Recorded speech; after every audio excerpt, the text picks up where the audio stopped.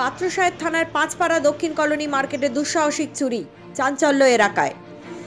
গতকাল রাতে দুঃসাহসিক চুরির ঘটনাকে কেন্দ্র করে চাঞ্চল্য ছড়ালো বাঁকুড়া জেলার পাত্রসাহেব থানার পাঁচপাড়া গ্রামের পাঁচপাড়া দক্ষিণ কলোনি মার্কেটে। পরপর 4টি দোকান সহ একটি ব্যাংক ও গাড়িতে অপারেশন চালায় চোরেরা। কীটনাশক ঔষধের দোকানে, মিষ্টির দোকান সহ 4টি দোকানে দুঃসাহসিক চুরির পাশাপাশি একটি ইউনাইটেড ব্যাংকের শাখা অফিসেও চুরির চেষ্টা চালানো হয়। তালা ভেঙে 4টি দোকান থেকে সমস্ত টাকা পয়সা নিয়ে চম্পট দেয় চোরের দল। ব্যাংকের তালা ভাঙলেও শেষ পর্যন্ত সফল হতে পারেনি চোরের দল। তবে এর আগেও এই ব্যাংকে একবার চুরির ঘটনা ঘটেছিল। সেই সময় বেশ কয়েক হাজার টাকা চুরি গিয়েছিল। আবারও একই ঘটনা ঘটায় প্রশ্ন উঠেছে রাতের অন্ধকারে মার্কেটের নিরাপত্তা নিয়ে। এখানেই থেমে থাকেনি চোরেরা। বাজারে দাঁড়িয়ে থাকা একটি সবজির 4 চাকা গাড়ির কাঁচ ভেঙে প্রায় 5,000 টাকা নিয়ে চম্পট দেয় তারা। এছাড়া বেশ কিছু গুরুত্বপূর্ণ কাগজপত্র আগুনে ধরিয়ে দিয়ে পুড়িয়ে দেয় তারা। আজ সকালবেলা সকলেই মার্কেটে দোকান খুলতে এলে চুরির ঘটনা সামনে আসে।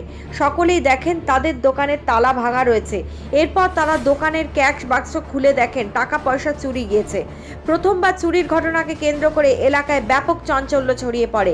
এক মিষ্টির দোকানের মালিক কার্তিক মিস্ত্রি বলেন, আমি প্রতিদিনের মতো গতকালও দোকান বন্ধ করে বাড়ি চলে যাই। আজ সকালে বাজারে এসে দেখি আমার দোকানে চুরির ঘটনা ঘটে গেছে। আমার দোকান থেকে 12,000 টাকা চুরি গিয়েছে বলে তিনি জানান।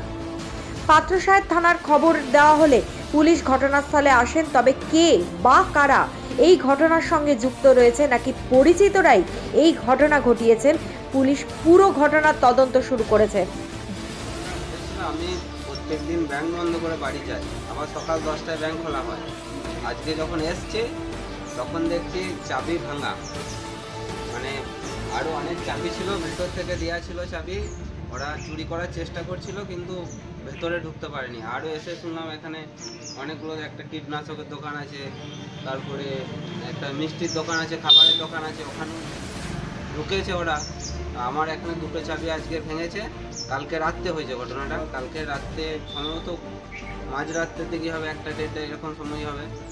প্রশাসনকে খবর দিয়েছিলেন? না, প্রশাসনকে সেরকম কিছু খবর দেওয়া হয় নাই। তবে আমাদের এই বাজার কমিটি একটা আলোচনা করা হয়েছে, আমরা যাব, যে থানায় যে একটা ইনফরমেশন করে আসবো। কাউকে সন্দেহ করছেন? সেরকম সন্দেহ সেরকম কিছু করি নাই, তা না দেখা পর্যন্ত কী করে সন্দেহ করা তার ঠিক নয়। আপনার নাম? বাঁকুড়া থেকে দেবব্রত মণ্ডলের রিপোর্ট, বঙ্গের খবর।